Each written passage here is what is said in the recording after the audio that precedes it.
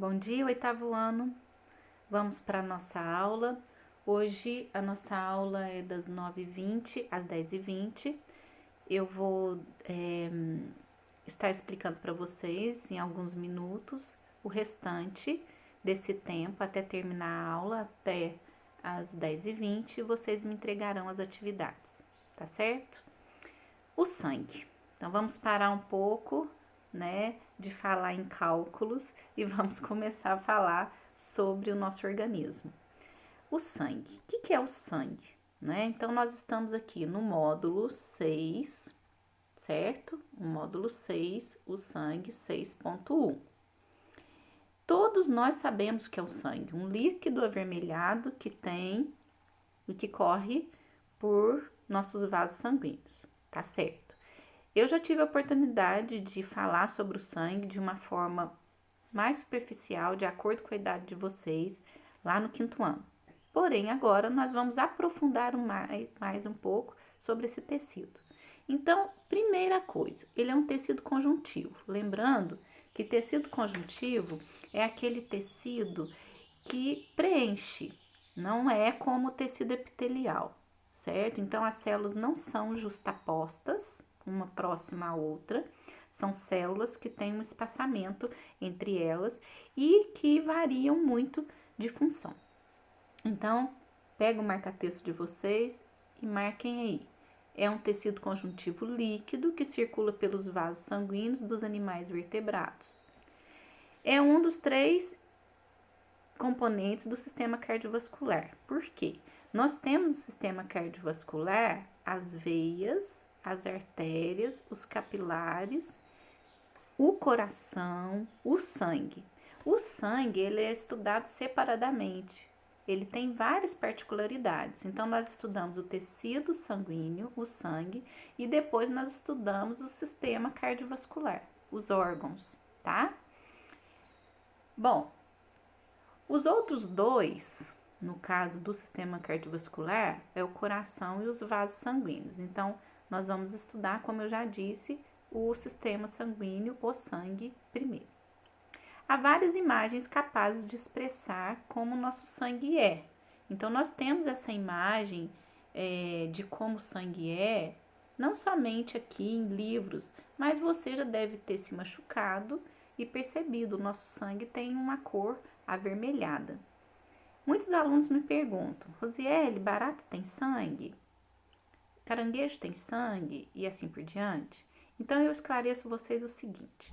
Se você pensar no sangue como o nosso, a resposta é não, não tem, certo? Então, isso é específico de alguns grupos, né? Como foi escrito aqui, ó. Logo aqui em cima vem escrito de alguns animais, certo? Deixa eu achar aqui. Não achei no texto, mas estava escrito aqui para cima que realmente o sangue, ele está presente em mamíferos, tá? Lá, animais vertebrados.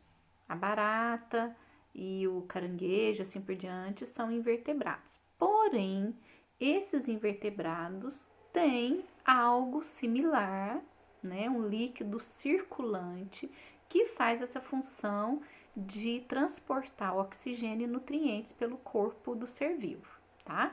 Então, se você considerar a função, algumas das funções do sangue, esses animais invertebrados têm sim uma linfa, um fluido que faz essa função de distribuir nutrientes, recolher nutrientes.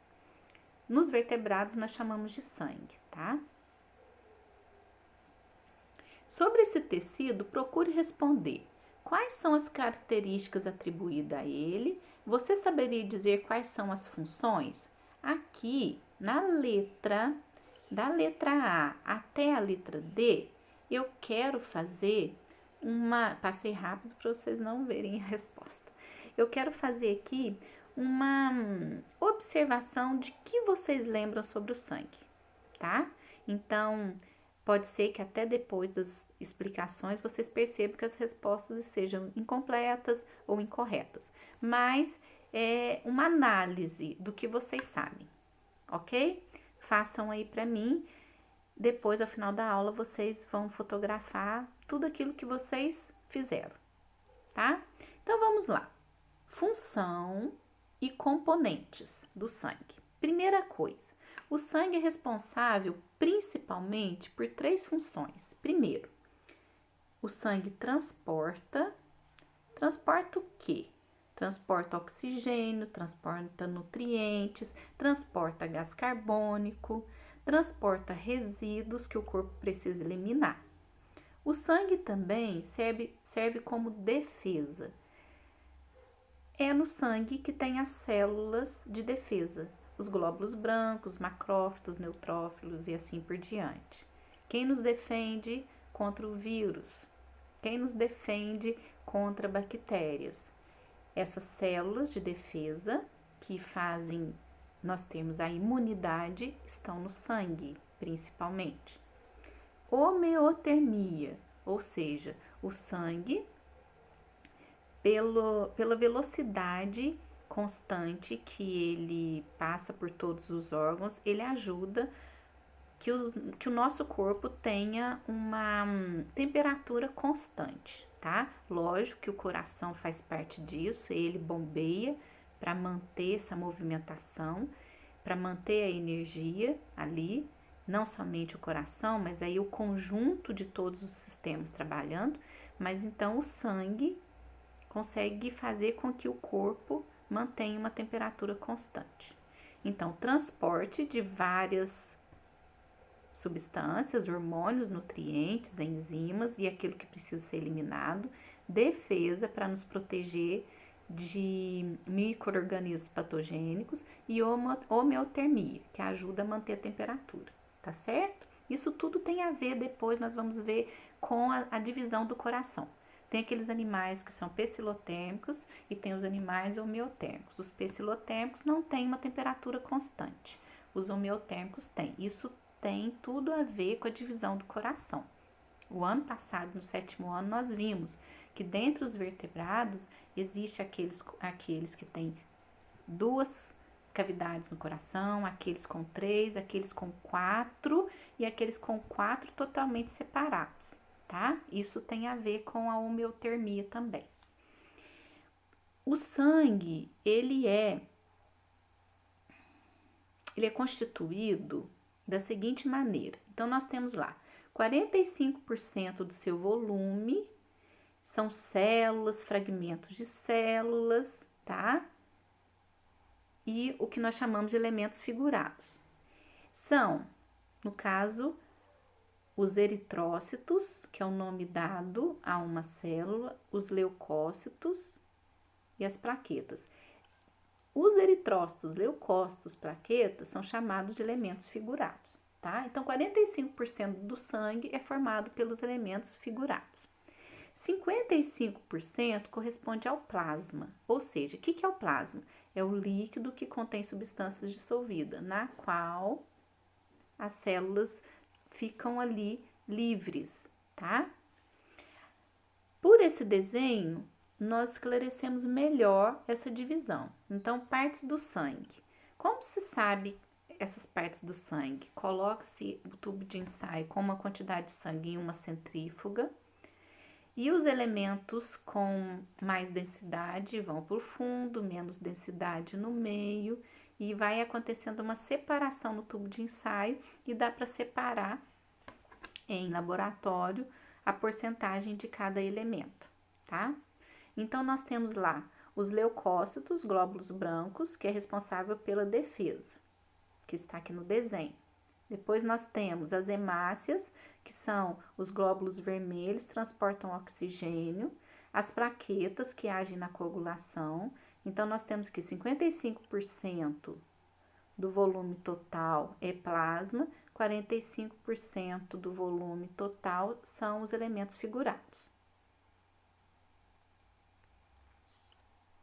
Vamos falar dos eritrócitos, ou seja, as hemácias, tá? Também é popularmente chamado de glóbulos vermelhos. As hemácias, elas têm uma característica principal ali, ela é anucleada, ou seja, não tem núcleo. Por que será? Foi observado diante a evolução, né, que as hemácias perderam seu núcleo, porém, elas abrem espaço para carregar, para interagir com as moléculas de oxigênio e as moléculas de carbono, tá certo? Então, as hemácias possuem uma estrutura simples, não apresentam núcleo e não são capazes de se dividir. Possuem grande quantidade de hemoglobina. O que é hemoglobina? É um pigmento avermelhado que transporta o oxigênio dos pulmões para os tecidos. A cor vermelha do sangue se deve à presença do ferro, que é um nutriente associado à hemoglobina. Além do oxigênio, as hemácias também carregam, então elas carregam oxigênio, carregam também o gás carbônico, que é produzido pelas células, e elas fazem o papel de eliminar esse gás carbônico através da expiração. O gás expelido pelo escapamento de automóveis chama-se monóxido de carbono. Quando eu inspiro aquele gás, substitui o oxigênio na ligação da hemoglobina. Então, o que a gente sente? A gente sente falta de ar. Por quê? Porque a hemácia está ocupada com o gás carbônico. Então, se a hemácia está ocupada com o gás carbônico, não tem possibilidade da hemácia capturar o oxigênio que as minhas células estão precisando. Então, é aquela sensação de estar intoxicado, aquela sensação de estar sem ar.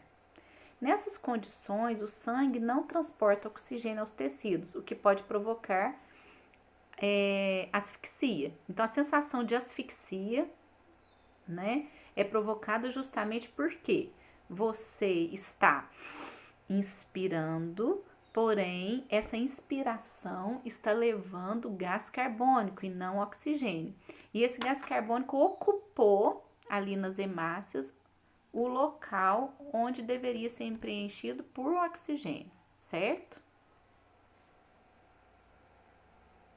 As hemácias são consideradas as células de vida curta, pois vivem de 90 a 120 dias, e as quantidades normais para homem e para mulher, elas mudam, tá? Então, é 4 milhões e 500 a 5.500 no homem, 3.500 a 5 na mulher, tá certo? Essa questão de nós termos essas hemácias vivas somente por esse tempo é porque a nossa medula óssea, ela está constantemente produzindo sangue, tá? Então, entre os ossos há uma medula que faz a produção do sangue. Então, constantemente as nossas hemácias estão sendo degeneradas e novas estão sendo lançadas na corrente sanguínea. É importante manter esse equilíbrio entre as hemácias que são degeneradas, né, mortas, vamos dizer assim, e aquelas que são produzidas. Se acontecer um desequilíbrio na produção e na eliminação, nós vamos ter aí algumas doenças que nós vamos falar mais adiante, tá? O caso da anemia. A anemia são doenças associadas aos glóbulos vermelhos e caracteriza pela baixa concentração de hemoglobina no sangue, tá? Então, a anemia, ela pode ser provocada por vários fatores. Então, nós temos aí, por hemorragia intensa. Então, a pessoa está com alguma hemorragia por algum motivo. Destruição acelerada das hemácias. Então, aí já é a questão lá na produção, né, na medula. Produção insuficiente de glóbulos vermelhos na medula óssea. Produção de glóbulos vermelhos com pouca hemoglobina, tá? Essa última é a causa mais frequente de anemia, principalmente na infância. É ocasionada pela insuficiência de ferro na alimentação. O ferro é um elemento encontrado em alimentos como feijão, brócolis, aves, peixe, ervilha, espinafre, etc. Então, vamos associar com o que nós estudamos no início do ano. Nós temos a alimentação que mantém o nosso corpo funcionando. Se a alimentação está ineficaz, mais cedo ou mais tarde eu vou ter problemas nessa máquina, tá? Porque está faltando algum nutriente nela. A falta de ferro, ela provoca essa anemia. Não vamos confundir, anemia é uma coisa, leucemia é outra, tá? A anemia não se transforma em leucemia. São doenças com causas diferentes, tá bom? Leucócitos são popularmente chamados de glóbulos brancos. Os leucócitos defendem o nosso organismo combatendo os agentes invasores, tá? Em cada mililitro cúbico de sangue existem cerca de 5.000 a 10.000 leucócitos. Quando nos ferimos, os glóbulos brancos atravessam as paredes dos capilares sanguíneos. Esse processo dos glóbulos brancos atravessar a parede dos vasos para defender o corpo é chamado de epidese. E eles se dirigem ao local infectado, onde tendem a destruir os micróbios. Então, eu tive um corte, tá? Imediatamente, meu sangue vai extravasar, logo, lógico, os vasos sanguíneos foram rompidos. Naquele local, há uma migração dos glóbulos brancos de dentro dos vasos sanguíneos para o local de machucadura. Para quê? Para combater os possíveis micro-organismos patogênicos que vão para aquele local tentar infeccionar aquele local, certo? Então, os meus glóbulos brancos vão defender e proteger aquela região até que aquela região venha cicatrizar. Essa é uma defesa. Se nós não tivéssemos essa defesa, talvez nem haveria aí seres humanos, porque micro-organismos patogênicos tem em todo o lugar, tá? Assim, os leucócitos realizam a sua função de defesa do organismo dentro e fora dos vasos sanguíneos. Como se chama esse processo de migração dos leucócitos? Diapedese, tá? Então, o que vem a ser a leucemia? São muitas as formas de câncer que ocorrem nas células. E seus nomes variam em função do tipo de célula envolvida. A leucemia é o câncer que afeta os glóbulos brancos, ou seja, os leucócitos. Como existem 5 tipos de glóbulos brancos, há também diferentes tipos de leucemia. Todas elas se originam do mesmo modo, ou seja, por meio de alteração do DNA. Viu que é diferente da anemia? Essas alterações dão origem a glóbulos brancos defeituosos. Além de se dividirem descontroladamente, as células cancerosas permanecem em estágio não diferenciado, isto é, não amadurecem. Para que o nosso corpo funcione de maneira harmônica, é necessário que todas as células que compõem os tecidos atuem de modo coordenado. Isso requer controle das funções celulares, inclusive do ciclo, o momento em que a célula se divide. As células que sofrem alterações no DNA e por isso não conseguem mais controlar normalmente o seu ciclo celular são chamadas cancerosas. Isso nós chamamos em qualquer tipo de câncer. Para diagnosticar a doença, além de exame clínico, é necessária a análise do sangue e da medula óssea, porque às vezes o problema está lá na produção das células do sangue. É importante verificar o número de células vermelhas, brancas e plaquetas no sangue e o aspecto delas em microscópio. Então, não é só o número de células que vai me indicar a doença, mas sim a qualidade delas. Certo? Nós vamos, então, continuar aqui. Vamos falar agora das plaquetas, outro elemento figurado, tá bom? Plaquetas ou trombócitos. As plaquetas, elas vão ter utilidade na recuperação de tecidos. Então, elas vão servir para bloquear a saída de sangue, o extravasamento a partir de um ferimento, de uma ruptura do vaso sanguíneo. Então, as plaquetas ou trombócitos são fragmentos de citoplasmas envolvidos nas membranas celulares.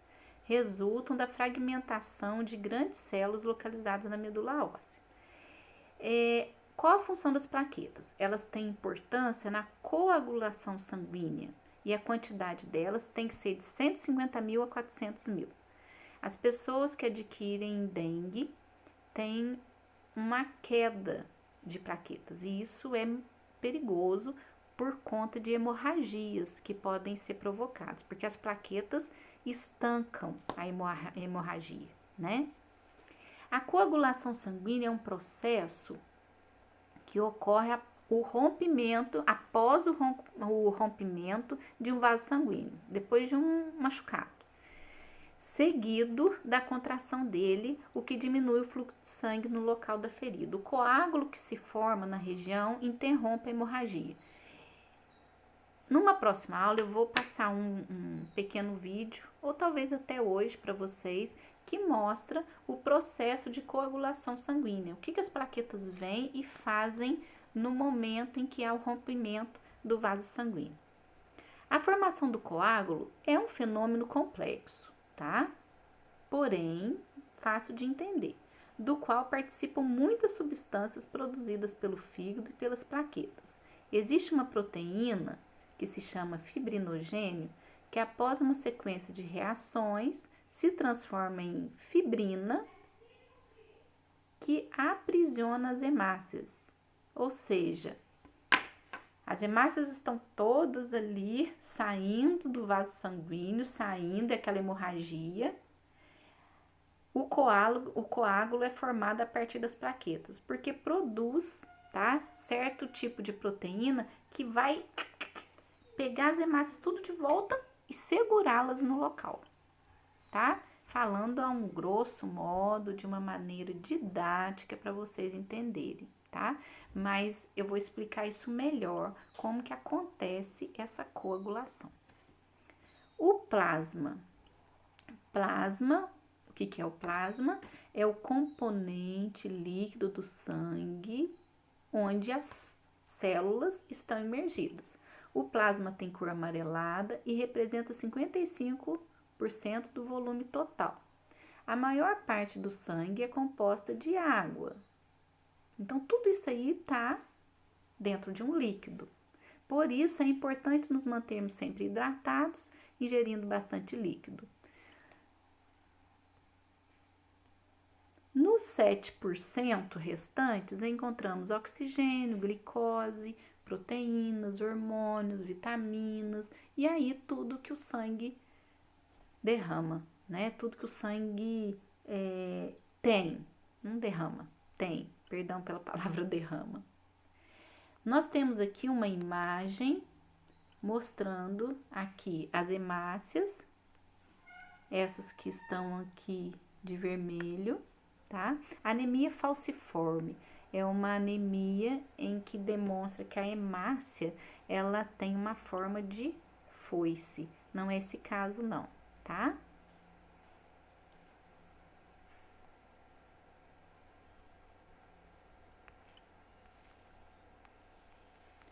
Eu peço que vocês agora façam a leitura sobre hemofilia. Vocês vão fazer ao término dessa aula para mim a leitura desse texto sobre hemofilia e vão fazer do número 1 ao número 5, tá? Até a página 16. Eu aguardo o retorno de vocês. Podem tirar dúvidas, eu estarei de plantão. Até a próxima.